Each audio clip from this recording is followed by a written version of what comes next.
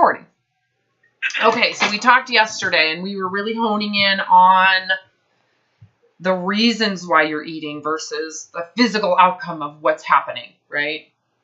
And we talked, do you remember me saying, okay, what percentage of your eating is directly related to you feeling sorry for yourself? And then the other thing that you were talking about that we kind of opened up to is underneath all this is anger. Anger and rage and resentment and these emotions that if they come out, you're going to be embarrassed, right? Yeah. I loved that conversation. Yeah. I just really think that was important for you to see because you were getting so distracted with how hard your life is physically. Hard and limited. Yeah, I think I was very helpful yesterday, so thank you very much. Good. I'm kind of a bitch, right? Well, you weren't yelling at me like yesterday, so, I was listening to the conversation, and I really, I really need someone to just be able to walk me through.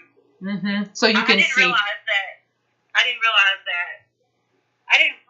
that because I just go from waking up wanting to eat. I don't feel anything in between, and I didn't realize that my anger and my embarrassment about my anger is and my childlike reaction to pretty much everything is so embarrassing. And for example, this morning I came downstairs and I had my carpet cleaned like last week because of allergies, and it was really clean and I was really excited. And then my cat, who hasn't had a hairball or anything for like a year, threw up on my carpet 3 times and then on the bed. And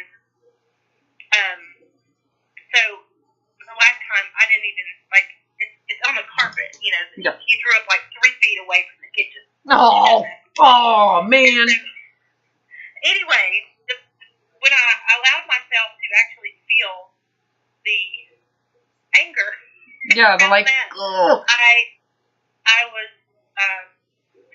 first it's like I was pissed off. Like the one spot is still there. I was so pissed off that I was so pissed off that he did that, and then it was like later, and I was so angry and I was so embarrassed. My first reaction was not, "Are you okay?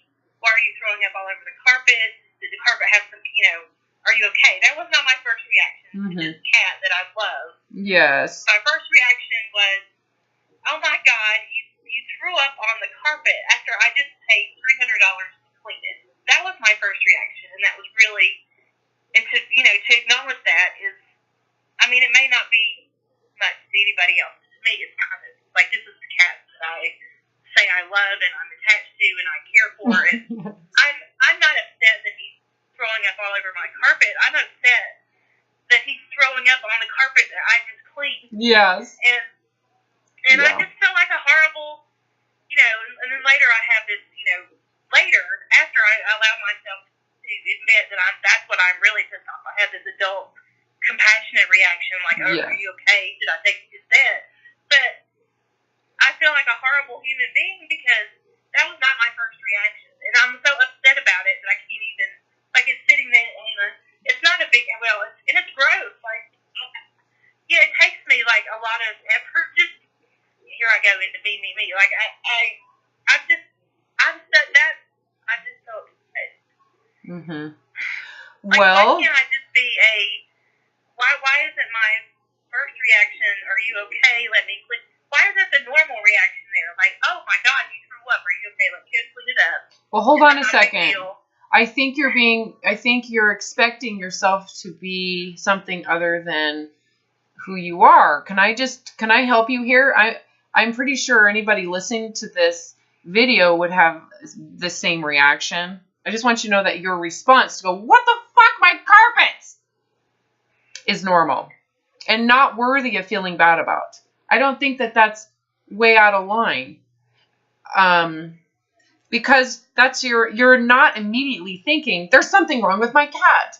You're immediately thinking, "Oh, that comes second." I've done the same thing. I have kids too. How many times have my kids broken something really important to me, and my first response isn't to think, well, I should really think about my response because I don't want to scar my child right now.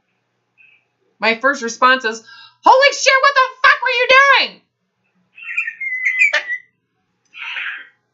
So I do want you to realize that I think you're being really hard on yourself. Do you think maybe how hard you are on yourself and how critical you are of yourself and how, really judgmental you are of yourself might be the source of your angst? But because isn't it true? What's the truth? What was your first response? Was to be like, irritated about the carpets. I'm just incredibly. I mean, the carpet looks so good. And right. Such a good job. Okay, so just pause a second. Because I feel you, dude. I had my carpets cleaned, and then the first thing that happens is my kids track in dirt, mud. I had my carpets cleaned down in this my office that was downstairs, now upstairs, and I had Jana, and she peed all over in it. It's got urine piss all over in it now. So hold on. So I want to pause a second, and I want to ask, why are you criticizing the truth in the moment?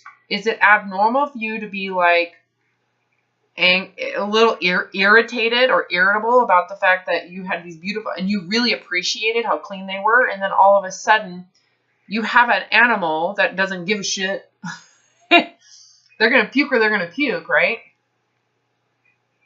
It's always something with cleaning. It's like as soon as you clean something, it's dirty again. Yeah, and that is reality. It drives me insane. So pause a second. So let's talk about, because I understand what you're saying. I really feel like I'm grasping, like, why am I so concerned about this to the point where I get really angry? Is it really angry, or is it just annoyance, irritability? Well, I'm sure part of it is that I'm binging, and when I'm binging, everything is 20 times more annoying. Okay, so hold on a second. Pause. I'm going to rewind this for a second. Remember when I said to you yesterday how much of your day is feeling victimized? I'm wondering if it's not the irritability that, because I think that's normal, and that's what I'm trying to help you get maybe some edges around what is and what isn't normal. Your response to be irritated at your carpets getting puked on after you just paid to get them cleaned, that's normal. You're human, okay? Maybe where things are getting bigger and more magnified, like you might be having would you say your response, that response isn't what you're worried about, it's how intense the reaction is. Is it the intensity of your anger that is what's surprising you? Or troubling you? Yeah, it's okay. My reaction. The intensity of it. Is it the intensity? Because your reaction to be irritated is so right. Like, really? That's normal. Well, I didn't realize that was normal. I know. That's why I'm trying to help you. I'm trying to help you notice, but there is more to it. So your response to be like, is normal. Yeah. Where you might be struggling is the intensity might be really high. Right? So think of it like volume control. It's normal to have a blip or like of agitation, especially when you really appreciate what you paid for it. You were really enjoying it. It brought you a sense of like, oh, I love it like this. And all of a sudden, like, for example, if you hadn't had your carpets cleaned and your cat did this, would it have been as hard? Would it have been as annoying? Oh, no. Okay. I wouldn't have spent. Yeah, the money, and you enjoy, and you really were like wanting to keep it clean. That's normal. Everything you're describing to me is like, of course, I would feel the same way. Everybody listening would feel the same way. And of course, then eventually you go, I wonder if everything's okay. Okay, that's the truth of how you're responding. Where we need to look at is the volume of your response really high, like catastrophic? Are you catastrophizing it? If you are catastrophizing it, where then there is you are victimizing yourself. The victim positionality is what catastrophizes everything. It's like puts poison on everything, right? Because poor me, everything bad happens to me. Can you see then why you would then go to food? I don't think it's that I'm catastrophizing it. I think that I'm actually feeling it instead of eating about it. Oh, I love that. Okay. I think I would just normally just ignore the. I walk by the spot and just pretend, like I need a piece of cake. Yeah, and you're not doing that. Yeah. So you didn't do that. I don't think it's I don't think I'm being neurotic about it. I think I'm just actually feeling it and talking about it instead of eating. Yeah. So so you didn't eat? No, I didn't. I'm drinking coffee. I don't know. Okay, got it. So this just happened. Okay, this is good. So that's good. And so so let's go and look at why you would need a piece of cake. Because I actually didn't go there. Last night I was thinking about what you said to me, and I was thinking, I had this epiphany that if I just allow myself to feel my feelings, then I wouldn't have to worry about my weight anymore. No, you wouldn't. It's true, because you're not causing the problem. Right? Right. And so I thought, well... Awesome. Oh my God, this is cool. And you had asked me, you had asked me that yesterday to put the food down and just feel my feelings. So I was like, okay, I'm going to try and do that. I'm going to do it. Yeah. Love it. I just wanted to connecting with feeling. I don't like feeling anger, and I don't like acting out like a child, and I'm very embarrassed when I get angry. My coworkers, when I was working downtown, my coworkers used to say, "Don't talk to Heather before she's had coffee." I mean, they were serious. Like, there was this girl that came in one morning, and she was trying to talk to me, and I was like, "Isabel, I haven't had my coffee." And Danielle, the other lady, she was like, "Isabel, she told you twice not to talk to her." And I mean, they were serious, and I ended up going off on her. And Danielle was like, "Isabel, I told you not to talk to her." So she's had her coffee. It's true. It's like, I couldn't, function until I had my coffee, because I was binging all the time. And then I had to get up in the morning, with a hangover and go to work. And coffee was the only thing that, wakes you up a little bit. Mm-hmm. And so people would not talk to me. And people used to say I was the sweetest person in the world. But over the years, as I get worse, I guess. Anyway. Well, you're repressing these emotions. You're hiding them. You're sweeping them under a rug. You're putting, you're avoiding them, right? Avoiding, repressing. You're doing all the techniques that we're wired to do because you feel that there's something wrong with those emotions. Like, is there something wrong with that? So actually letting anger and expressing the emotions is a step forward. Once you've been able to express these emotions, then we can actually look at what it is, why those emotions would actually be there. What is it? Why are you thinking that way? Like, because the way you think is potentially where those emotions, why they're coming up, right? But you have to let them come up for us to go into how are you thinking about it that would create that response. So that's, for example, like I said, if you look at the cake, you could go, well, instead of feeling angry, I would feel like there's a sense of victimization in there. Why does this have to happen to me? My life is being put out. I'm being, what's the word? Put out would be. Well, I feel a lot of guilt for having, sometimes I feel guilty for having, just feeling like things are unfair because, So do you judge it? You're judging that? Because, the way that I'm still a child. I'm still thinking like I was when I was a child, I guess. And my mother, she worked with kids that were really, really, really abused. And so I never felt like, even though if I was any kind of anxiety or, feeling of anything I was going through, it just feel like I could express it or talk about it because I wasn't the same, I didn't grow up. You didn't have any major problems. You thought, I don't have problems, so why am I having these emotions? Like that? Yeah, and that was my mother's attitude. Like, she couldn't, she was, she had this one kid, I think his parents made him sleep out in the yard. I mean, it was really, just really horrible abuse. And she would just look at me like, why do you think you have problems? You don't have problems.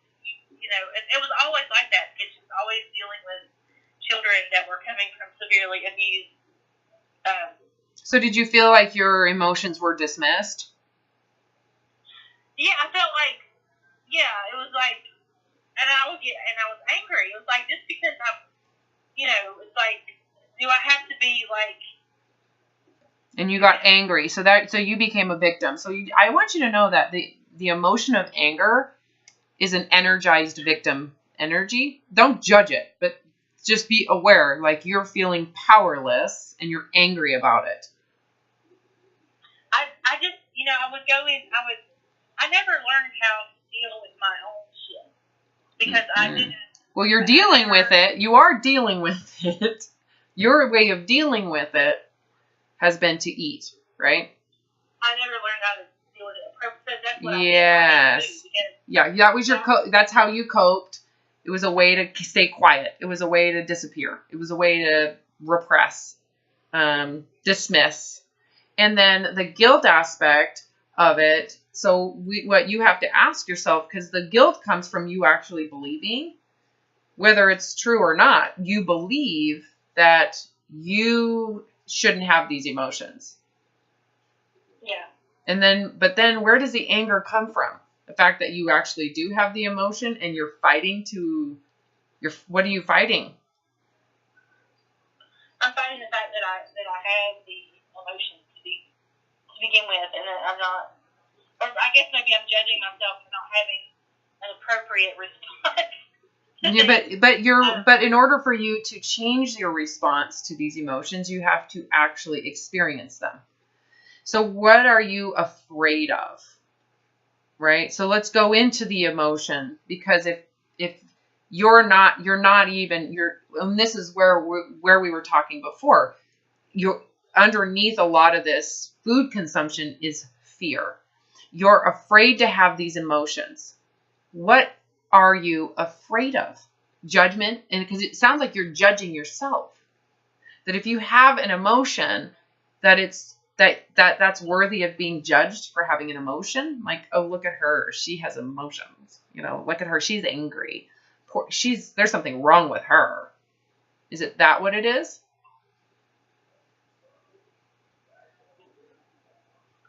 I just feel like, I don't know, like that.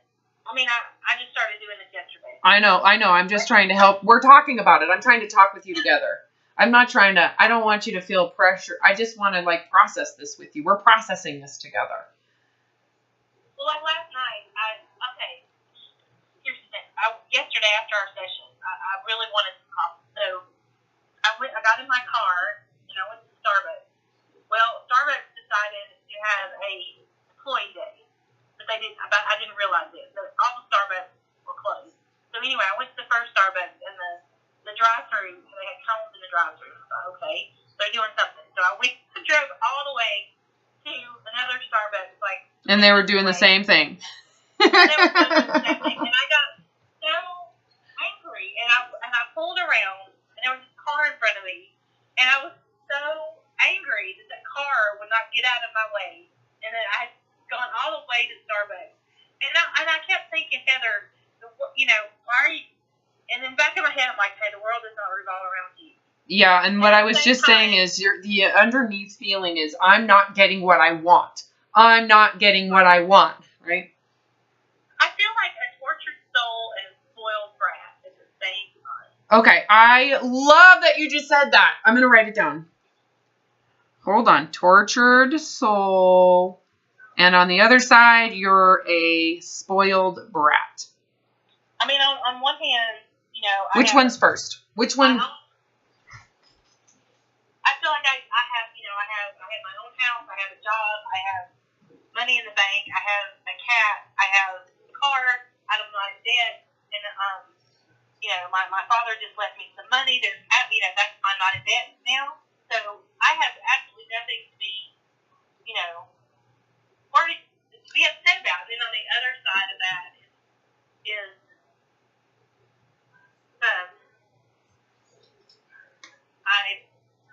I want to kill myself because I weigh 400 pounds. I can't have a social life. I can't do physical things. I can't connect with other human beings. Yeah. Every time I try to connect with someone, it doesn't work. Yeah. Yep. So that's that physical consequence that we were talking about. Like, these are the consequences. Emotionally and physically. I mean. Well, yeah, but that's consequential. So you have these, you have the consequences of which are limiting you, right? Which feed maybe more, you could say, and the more you feel bad about it, the more you're going to food, So there's like the side torture. That's a sideshow. That's the side problem, right? Think of it as these are natural consequences. They shouldn't be surprising and they're not going to change, right? That's not going to change because the real issues have to change for that to ever the potential of change in the physical, and then the emotional consequences of that physicality. See how those are 2 or 3 tiers down? Doesn't mean they don't exist. It is true, but that's like a byproduct. Those are like side consequences of the real issue, right? That have their own emotional consequences. Well, last night I was thinking, if I just deal with my own life and I don't eat over it, that's a beginning. I won't have to worry. I don't have to worry about my weight. No, it'll naturally change on its own. Yes. So. The key, though, is that you also don't care about it either direction. Whether you can just let it go. It is what it is based on what you've been doing that's promoting that. If you stop what you're doing, the body what is doing that won't be doing it anymore, right? So that part of this you can see as its own thing. It's like its own reality that you don't need to put your head into. Does that make sense? Yeah. Say that again. It's like it's like a different world over there. Like, yeah, you have a new moon, if you want to call it, that's surrounding your world. If you stop thinking about it, it'll resolve it. It has its own reality that will change without you getting involved. I don't know if that makes sense. Yeah. It's kind of a relief. It's kind of like hope, because I don't have to worry about controlling my weight. All I have to worry about keeping myself in. Yeah, what the problem is. Yeah. Okay, good. That's right. I think it's mostly a matter of I don't know how to deal emotionally with my own concerns. Like last night, I haven't been to work in a week, but last night I couldn't sleep because I was thinking about a problem at work that I can't seem to resolve, and I kept thinking about it, and it just never goes away, and I can't see things at work clearly because and that bugs me too. Like I work from home, so I don't. Most of the people that I work with, I've never met in person. Mm-hmm. So it's like I can't really, you're really good at picking out what's wrong from my voice, which I just don't have that skill at all. I can't. I need to be in person with people in order to understand them, and I don't have that conference call skill. Whatever. That's what I call it.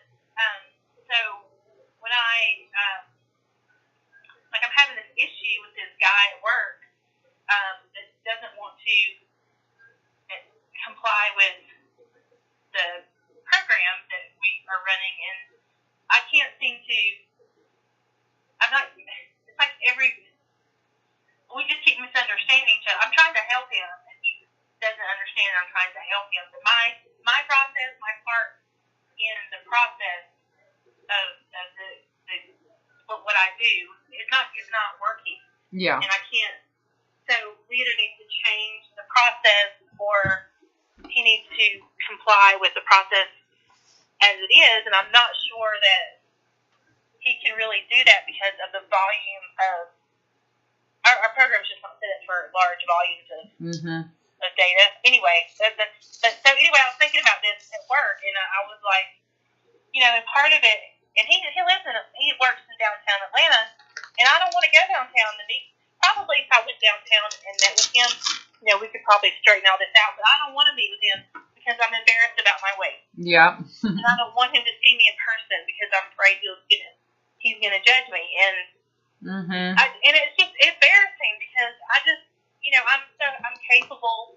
I feel like I have more to offer as an employee, but I just want to hide from the world, and I don't want to be. Yeah, see, that's what you're describing as the secondary consequences of the physical consequence. So it's like you have your original issue, which is why you're eating food. The consequence is your weight, and then your weight has emotional consequences after that. Make sense? So your weight absolutely has limits that you are now emotional about. But and can you see where it's like, but that is, of course, what is going to happen and what's to be expected when you are dealing with reality. You're not even dealing with reality. You're hiding from reality, repressing reality, distorting reality, and trying to, avoid it with food. So then you're going to have this morbid obesity that now also has some emotional consequences because it is limiting.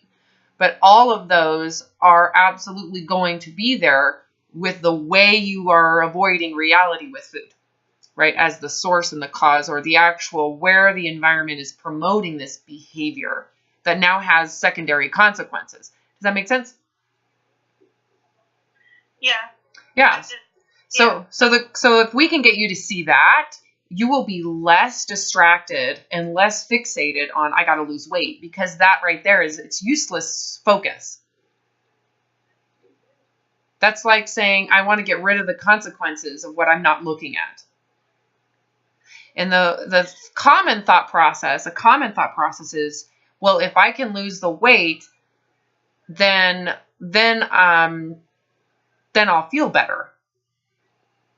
To focus on what's underneath all this, right? But if I can fix the way that I deal with my life, then the weight won't be an issue. It won't. But doing it backwards. Correct. Yes. Oh, this is such a good session. I can't wait for you to listen to this again. You've been doing it backwards, and what do you think that has done to your relationship with food as the main problem? Because don't you agree, when you go to fix your weight, you're immediately threatening food, right? You have to go on a diet. You have to restrict your food. You have to control it, right? What is that doing to this underlying relationship with food? Well, it's making it dysfunctional. Yeah, it's fueling it. Right? It's making my food more important. It's making the food the solution for my emotional. Avoiding life, for avoiding your insecurities. It's fueling it. Yeah. So it makes. I think recognizing. Just making that connection is a big deal. Oh, I know. I was just going straight from waking up to I have to go eat. Yeah, and to be able to go, I cannot focus on the weight aspect of this. I can't. You can't. If you do, you're fueling, because when we go there, remember when I was like, what happens when you feel bad about your weight? Well, my food intake goes up. Well, that's because the diet aspect of the weight loss is threatening the original issue that you haven't resolved yet. But the only problem with that is that when I actually get hungry and I do eat, I don't know. I get really, really nervous because I don't know. Yeah, well, and that's to be expected. That is exactly how it should feel now that you're just now figuring this out, right? When someone is Like when you first begin this process, right now you're just now getting it, right? You're just now going, oh, the whole weight thing, I can't focus on that. I got to focus on this. Well, we're just getting started. Should you be an expert right now at it? No, but it just no. But what happens is, as soon as I start eating, I start feeling. I don't want to lose what I've learned, and I can easily do that if I start when I eat. When I eat, it's just everything. I have to be very careful when I eat because you have to question why you're eating. You have to take the time to actually question, why am I eating? What is this about? Am I actually hungry, or am I just nervous, or what's going on? So you do, and you're just now beginning, right? Am I afraid of something? You have to kind of go through your mind. What is the truth? So what you're saying is totally true. You're right. You're correct. You really, now that you're just starting this process, you're just developing a sense of understanding what's underneath it all. You've never really addressed it, ever. You just eat. Never questioned it, never thought about it. You just go right to food. And so because you're just beginning this process, you can see it's like starting over at 0 point. You really don't, you've got to strengthen your understanding of all these things. It doesn't just show up. Sometimes it does. Sometimes it doesn't. And so the feeling you have of, I think what you're describing is vulnerable. You feel vulnerable. Yeah, because, I remember having, like, at some point when we were having sessions, I remember, like, I felt like I was getting better, but then as soon as I get hungry or decide I'm going to eat, I have all this anxiety. Yeah, well, every time you and I have worked together so far, your issues come up when you start focusing in on how bad your weight is. And that changes things. Okay. Right? If you kind of think back and go, oh, that is actually where things kind of shut down. Is it the moment either you realize you've lost weight. So the first 10 sessions you and I did together, it was when you realized you were losing weight and all of a sudden the weight became really important to you, that your issues with food came back. Well, there was another motive as well, because when we were working together the first time, you helped me realize that I needed to. It gave me the courage to go to the doctor. Yeah, which then promotes the whole concept of your weight. Yeah, but I had there was something really wrong with me, so it gave me the courage to go through with the surgery, but at the same time, it also, I was still, but anyway, it doesn't matter. I'm here now. So. Well, you're figuring it out, though. It does matter, because you can look back and go, oh, this is why all of it went away. I went back into really focusing on the weight, but not addressing the issues with food, because what happens is it's like you're not seeing that your issues emotionally are your insecurity emotionally. Let's use insecurity. You're insecure emotionally unaware, right? That promotes this relationship with food. So that you're not seeing that as the source of the issue as much as you're in the moment. I physically have these problems. So it becomes a physical, you're focusing on the side consequence as if it is the big problem, not realizing that no, it's not. That is actually working perfectly. That's what's supposed to happen.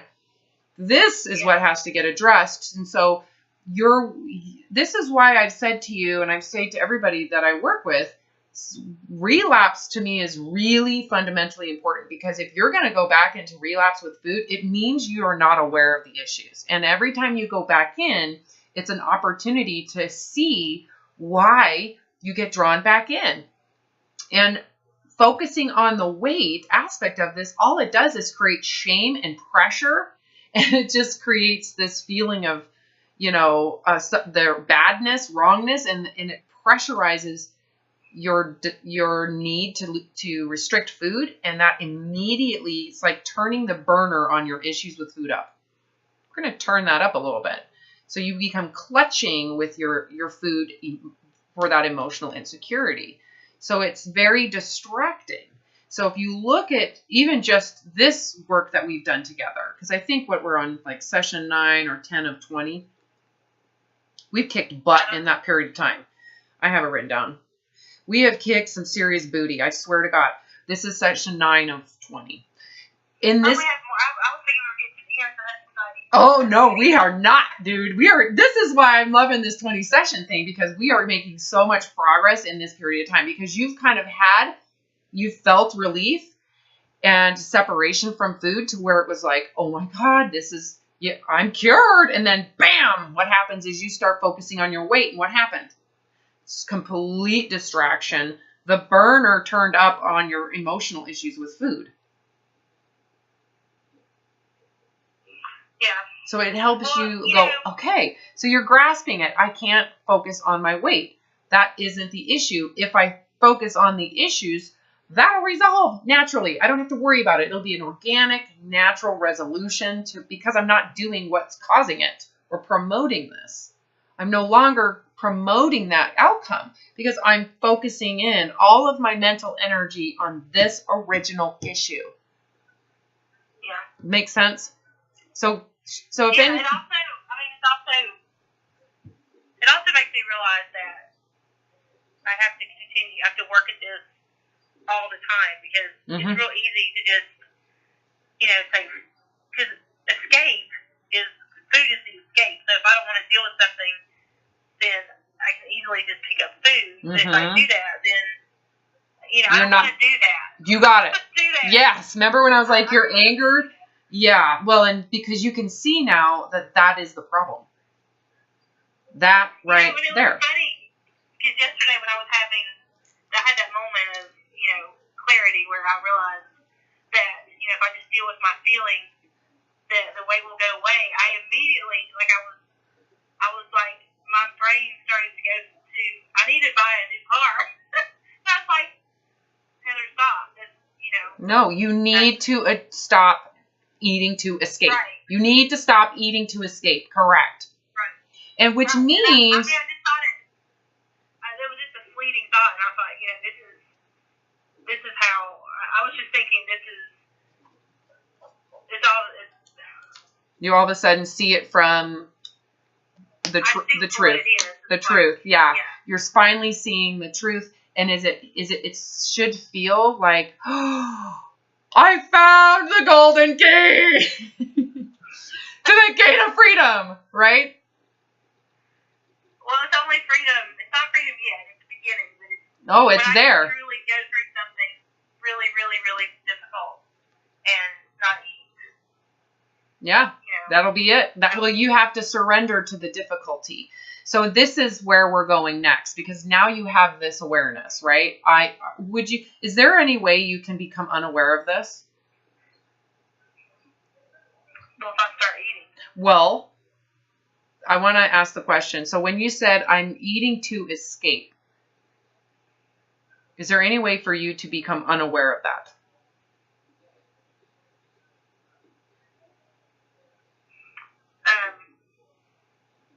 I don't know. Hopefully not.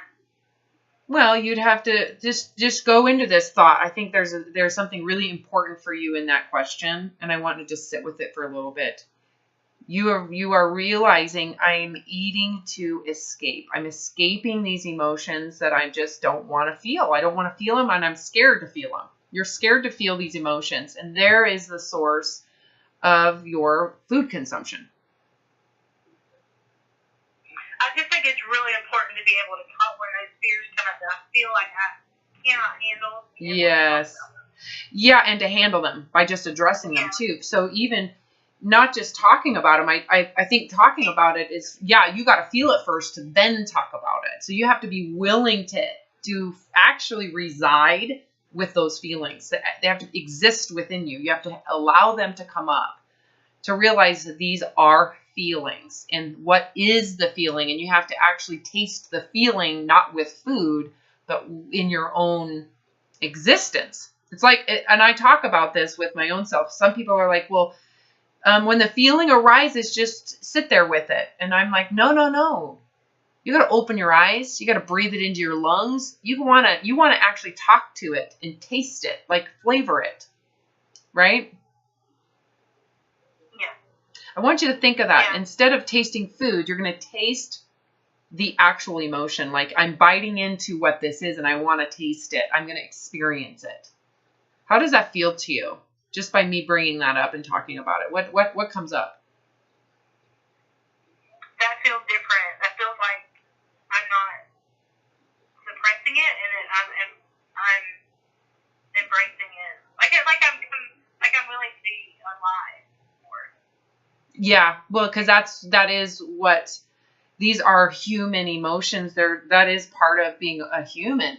Like seeing that your cat has puked on freshly beautiful carpets and having an emotion of like, what? That is an actual emotion. Disappointment. And it's not like you're disappointed in the cat so much as your freaking carpets.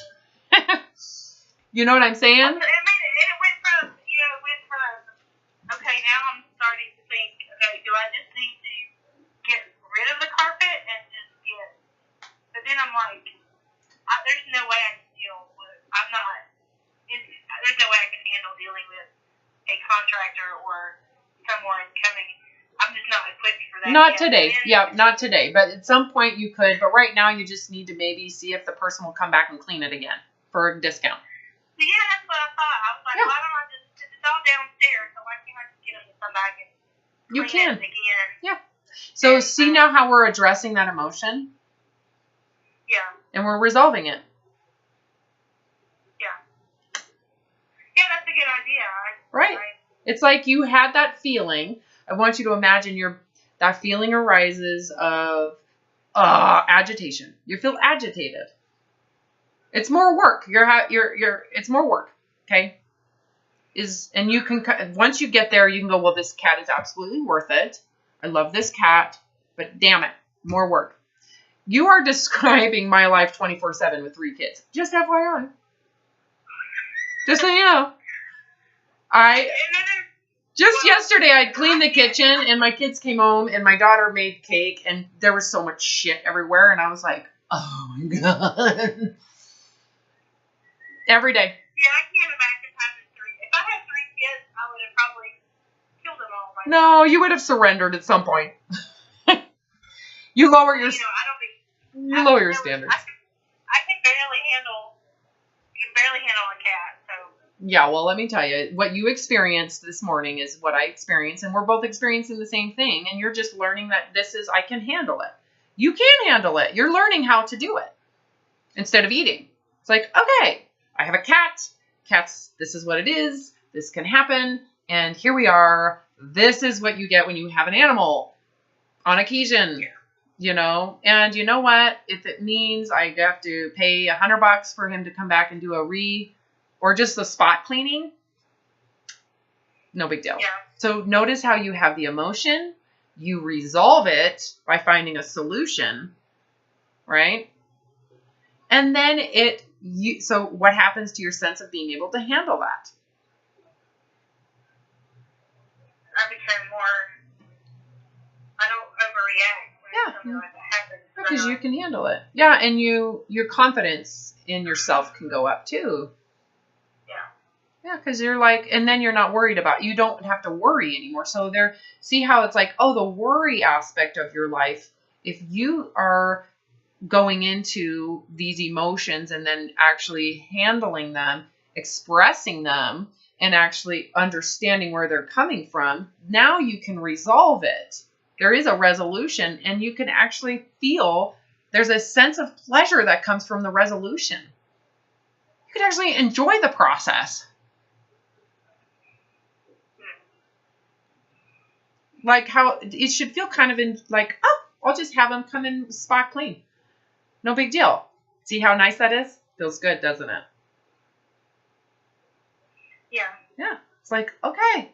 No big deal. And now you can go into loving your cat and ask, really hoping everything's okay. Right? Yeah.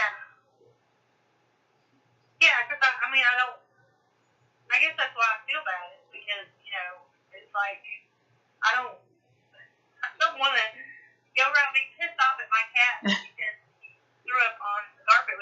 Yeah, well, you're figuring this out. You need to give yourself the grace of, I'm just now figuring this out. I am right now learning how to actually exist and be with what's going on and to resolve it. Is it fair to hold yourself to a level of existing that is really quite unrealistic? That's what I'm trying to tell you. Like, that's unrealistic. Most people would be just pissed off about their carpet first. That's realistic. Now, if your cat's laying on the ground dead, can you see where you would not be focused on the carpet? Yeah. Now, don't treat yourself as if you walk downstairs, the cat's dead, and you're pissed about your carpet. I could see how you would be like, what the fuck is wrong with me?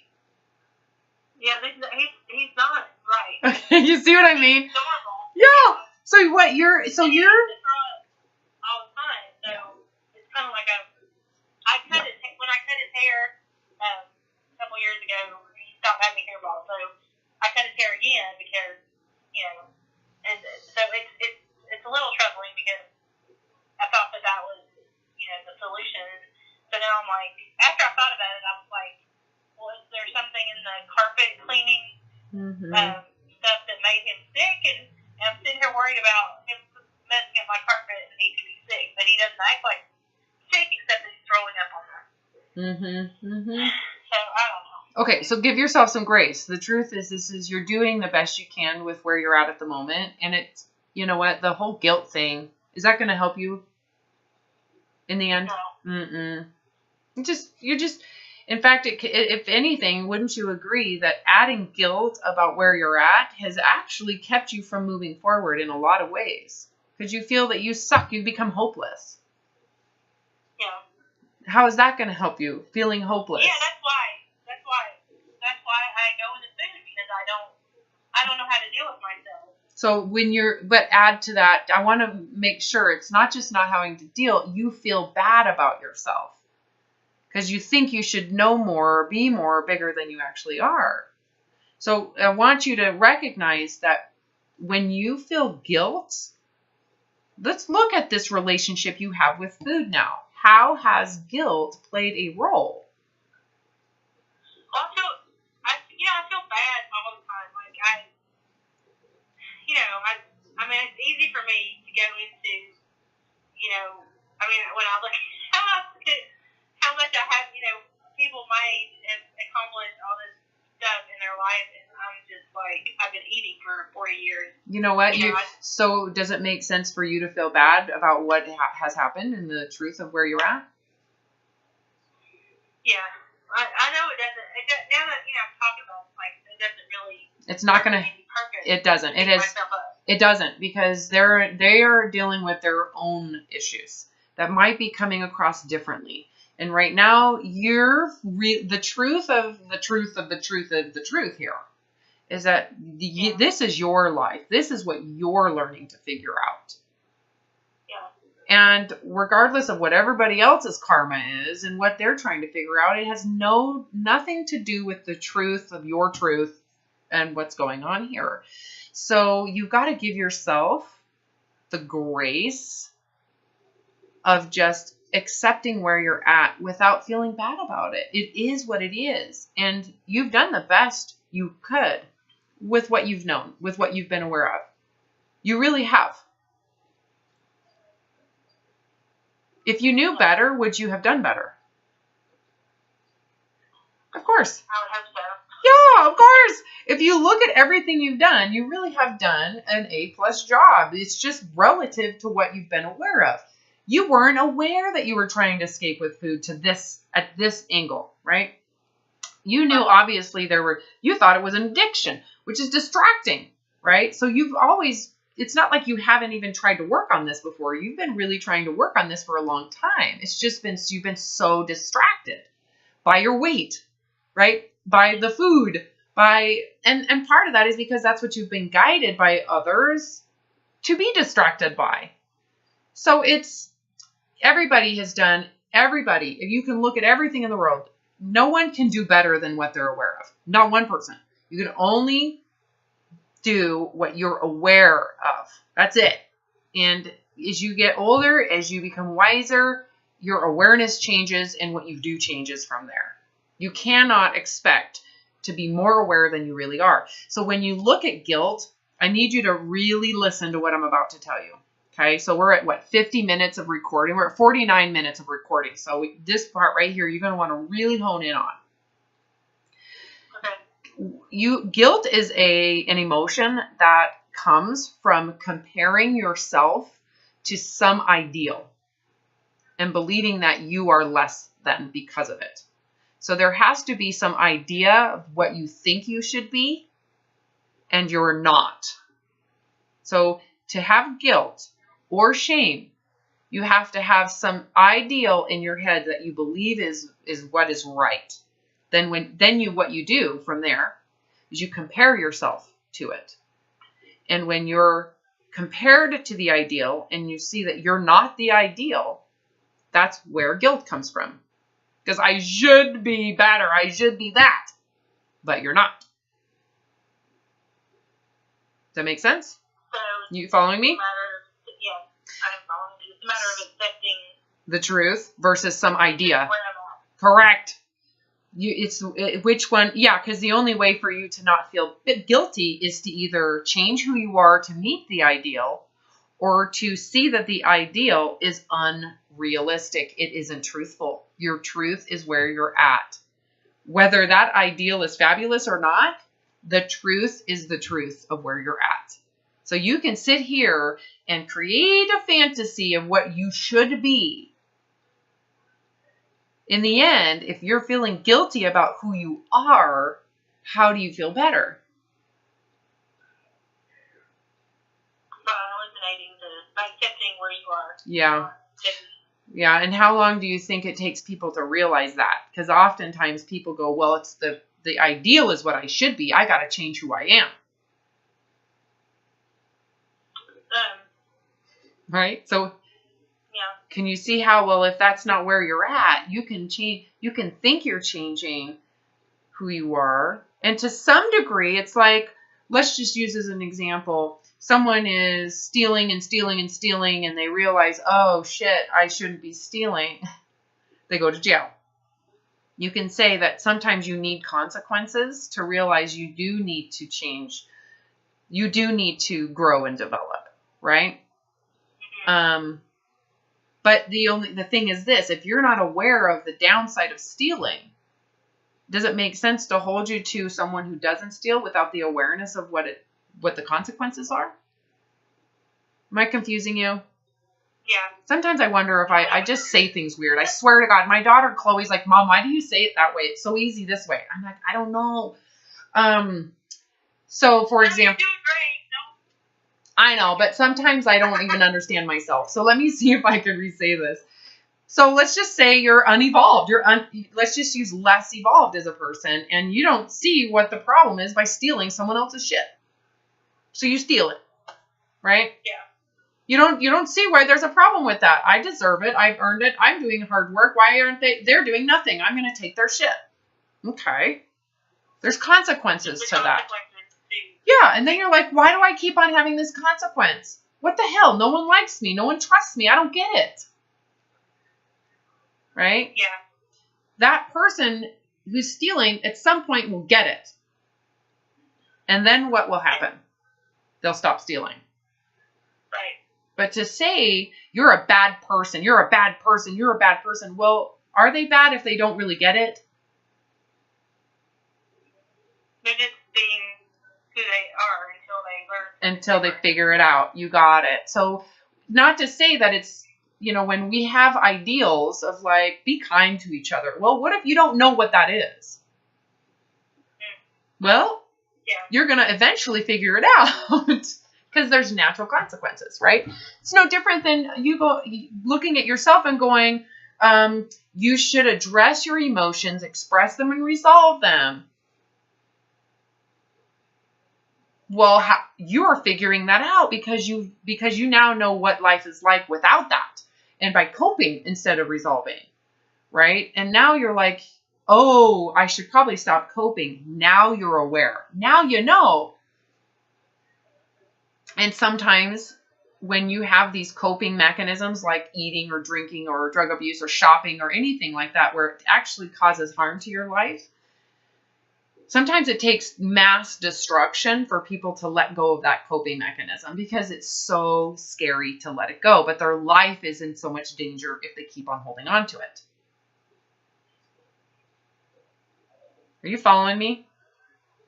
Yeah, because it's the only way that They like, know. I don't. You didn't know any different. Right. So does it? Is okay. it? So No. I get it. I'm giving you grace. Yeah, I'm trying to help you see. You've done a good job, dearie. You have done a great job. You're a good person. You really have good integrity. You've done the best you can with what you've been aware of. And man, that fear is really radical. That's why your coping is radical. Let's address the fear now. Because I think your consequences have gotten so radical that you have to face it. Now you're aware. I didn't know. Yeah. I didn't know how to, because what happens to me, like this thing with if I wasn't talking to you this morning, I would probably worry all day about if I was actually not eating and addressing the issue with my cat. I could literally go all day worrying about why the freaking, the carpet. I mean, well, I'm here to help you. That's why you have these sessions. So I'm holding your hand right now. I'm not going to do it for you, but I'm here to help. I'm here to hold your hand and go, okay, well, let's look at this. I think you're pretty normal. You're normal. And so you're learning, but you're in a good place. You are really in a good place right now. And the last thing you need to feel is guilt. You have done an amazing job with what you're aware of, and we're working together to move beyond it. And to feel guilty means you're expecting yourself to be better than you are today. And you got to let go of those expectations because you're not. You are not better than you are today. That's the truth. You are where you are today. And are you okay with that? Are you okay with that? Yeah. Me too. Can I just tell you that's how I live with me too? I cannot do better as a guide. Like I'm your guide. I can only do what I'm aware of as a guide. I can't do better than that. And I'm inherently lacking. I'm okay with that because I don't know yet a better way to talk, to approach it. Every person communicates differently. I don't know what's best for you. You know what's best for you. I'm just right? So I have grace on my end. You get grace too. Right. It is what it is. Are perfect. Yeah. Yes. It's now you're getting that. Now you're getting what grace is. So you are where you're at and you're figuring this out. And you can't expect yourself to be better than that. I have to accept myself and I have to accept other people as they are. Yeah, because they're doing the same thing you are. But focus in on giving yourself that grace. You're doing the best you can with what you're aware of. It is impossible to do better than that because you're not aware of what that is yet. It's a growing process. It's a learning curve. You're figuring this out. You're still trying to figure out yourself. But I'm actually figuring it out, and you're helping me. I mean, you're the only person that's really ever come close to helping me. So. Well, that's probably because you've been willing to listen. There's two parts. You can look at this whole thing and go, I had to suffer a lot more to finally be willing to listen to something like this. To hear the truth, even if it's uncomfortable and causes all this agitation, and to actually sit with it for a little bit, I'm not, so give yourself some credit. Of course, I speak the language because I've had this problem. I have. So, and I've had to process too. And I've gone through this before. So I'm not telling you to do something I haven't done yet. Even though I have not physically experienced it with this body, that morbid obesity, I had an out-of-body experience. I know it's hard. It's heavy. There's stuff you're experiencing that, like, your body is sitting on your thighs. That's something like that. Body is sitting on the thighs. That's a physicality, right? Does that really matter with what we're talking about? Nope. Well, it's not the root cause. No, got it. It's a consequence. It's like, of course. Yeah. That to you should make sense.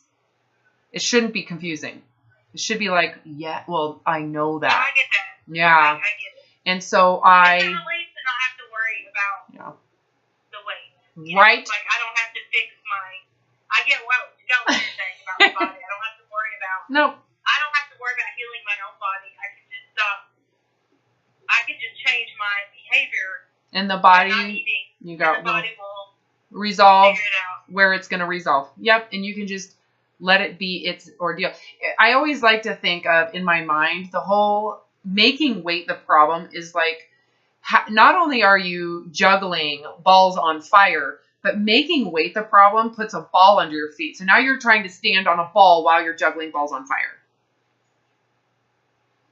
Make sense? Yeah. And then adding... I mean, I can help it like in the pool and so that it can, Yeah, but making it the actual, like, your focus of resolution, that is like... That's like adding a chainsaw to what you're juggling. Right. You know? It's like... Get rid of the goddamn chainsaw. You don't need that. Why is that the focus? You know, of course there's consequences. Of course there's emotional consequences from that consequence, but those are all tertiary. They're all like down the list. They do exist. I'm aware of that. But you got to hone in on the source of where this is being promoted. But by not overeating is going to be a huge... Not escaping. So you see the overeating is your escape. So it's not escaping those emotions. Yeah, not dealing with my emotions and not eating over them. Yeah, will reduce naturally reduce. So think of it this way. If I address these emotions and and address the fear and I can exist in those emotions, even if I don't feel like I'm capable, if I just sit with them, that in and of itself will resolve. And what then happens to your need for food? Naturally. It goes down a lot. So should we have to focus on making sure we make your need for food to go down? No, I have to focus on dealing with everything that comes up. You got it. Everything. The hard part is dealing with everything that comes up, and then when I actually get physically hungry, determining if I'm actually physically hungry. And then letting yourself eat and making sure that you're only eating enough for the body and that you are facing these issues. Correct. Yeah. Is it wrong to just, things that I'm just beginning, is it okay to just like when I get hungry to go out and buy something and then just eat part of it rather than trying to bring a bunch of food into my house? Well, you tell me what works best for you. I can't tell you that part. I can't because I'm not inside the space of where your feelings are and how you're doing it. I guess what you're going to have to do, because I can't be there with you. I can't sit there. I'm not like a live-in with you. You know what I mean? Yeah. You're going to have to tell yourself the truth. This is super important. I don't think right now that I can utilize food in my house, because what happens is when I get hungry, if I go out and I eat it, and then I eat part of it and I'm full, if I throw it away, then there's no... Okay, so then let's start with that. There might be some unintended consequences we're not aware of yet. So you might find, well, when I do that, then I just eat it all because I spent my money. Let's just be open to what it is, and let's give you the grace. Let's figure this out. We're going to figure it out. So let's not go into this with thinking it's going to be perfect. I think the key is that you can feel what you know about yourself right now. And if it means that you need to be kind of in a vacuum like that, like isolated like that for you to face these emotions, I'll support whatever you believe is the right thing to do. I don't know what is right for you in this moment. I'm not in your space, right? The key is that you keep this integrity, that this is our goal.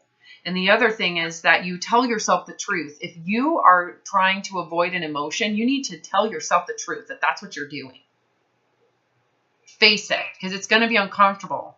So I think can you see why that's important? Yeah. Yeah. You have to be like, I am not going to eat. I'm not going to do it. I don't give a shit. I don't care if I feel like I'm going to die. I'm not going to eat. The world could be crashing around me. I'm not going to eat. for that reason. Even if it feels like the Grim Reaper is going to chop my head off. Not going to eat. Right? We've been there. It's like that fear, anger. Those are real intense emotions. I'm not going to let myself justify it. I'm not going to do it. Now, with that said, can you feel that type of empowerment that I'm saying to tell yourself the truth? If you want to recover from this, you can't enable your bullshit.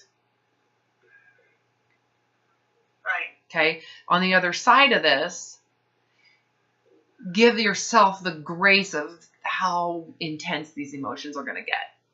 I want you to know that I know for me, it literally felt like I was going to get dismembered and squished and choked, beheaded, thrown off a cliff. I mean, it was terror. Sheer terror came up with embarrassment. What is it going to feel like to be and actually exist in embarrassment?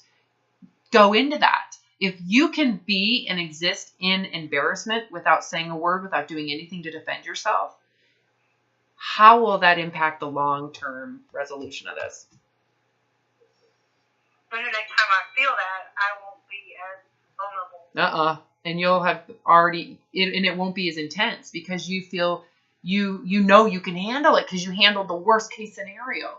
Rejection, abandonment, disapproval, thinking you suck, you piece of shit. And you can go, you know what? I am what I am and I don't feel bad about it anymore. I'm just going to expose it. Then all of a sudden it just snowballs. It snowballs. It does. It's amazing. But you have to be very, as you are becoming aware, you have to be very focused in on this process. You really need to focus in on what you're trying to accomplish right now. And it is moment to moment, minute to minute. It is literally existing in the presence of now at all times, in that telling yourself the truth and going into vulnerability. Think of it like 24 hours or 48 hours of sitting in hell, doing nothing, and not feeling sorry for yourself about it, because this is what needs to happen for you to get better. Right? Because that might come up too. You might feel sorry that I can't go eat. But if you feel sorry that you're not going to go eat, what's going to happen? Not really. Yeah. So you're not going to get better. So you either accept the process and you willfully do it, or you keep on doing what you've been doing. So this has to be willful. It has to be your doing, not mine. I can't do it for you. This has to be coming from your heart and your desire to really change what's happening here. Are you excited? Yeah, I am. No, you've never done this before. This is the only thing you've never done. This is it. Let's talk tomorrow. Okay. How's that sound?